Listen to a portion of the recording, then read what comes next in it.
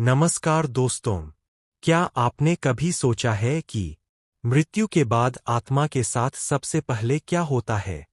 क्या सब कुछ उसी क्षण समाप्त हो जाता है या फिर कोई यात्रा शुरू होती है? विष्णु पुराण इस विषय पर एक ऐसा रहस्य बताता है जिसे जानकर मनुष्य का दृष्टिकोण ही बदल जाता है। मृत्यु का क्षण शरीर नहीं, आत्मा का अनुभव। विष्णु पुराण के अनुसार मृत्यु के समय शरीर निष्क्रिय होता है, लेकिन आत्मा पूरी तरह जागरूक रहती है।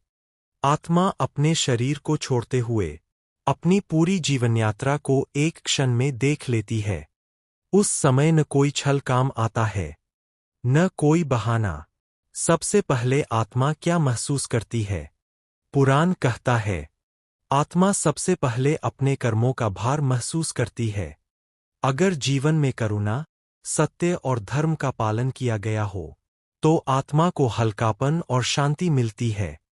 लेकिन यदि जीवन द्वेष, लालच और अन्याय से भरा रहा हो, तो आत्मा भय और पश्चाताप से घिर जाती है।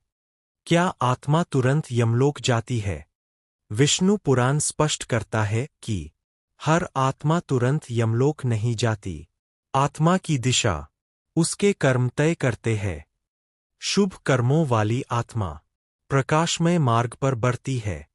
अशुभ कर्मों वाली आत्मा अंधकार और भ्रम का अनुभव करती है। यही कारण है कि मृत्यु के बाद की यात्रा हर व्यक्ति के लिए अलग होती है। पृथ्वी से मोह आत्मा की सबसे बड़ी परीक्षा। पुराण बताता है कि कई आत्माएं अपने शरीर, परिवार और अधूरे इच्छाओं से बंधन महसूस करती है। यही मोह आत्मा को आगे बढ़ने नहीं देता। इसलिए शास्त्र कहते हैं, जीवन में रहते हुए ही आसक्ति को कम करना सीखो, ताकि मृत्यु के बाद आत्मा मुक्त हो सके। भगवान विष्णु का स्मरण। विष्णु पुराण में कहा गया है, जो आत्मा जीवन में नारायण का स्मरण करती है, वह मृत्यु के बाद भयमुक्त हो जाती है। ऐसी आत्मा को न यम का भय होता है, न अंधकार का। उसके लिए मृत्यु एक शांत द्वार बन जाती है।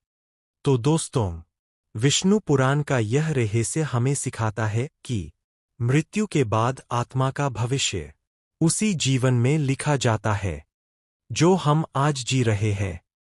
इसलिए जीवन को ऐसा बनाइए कि मृत्यु के बाद आत्मा डर से नहीं, शांति से आगे बढ़े।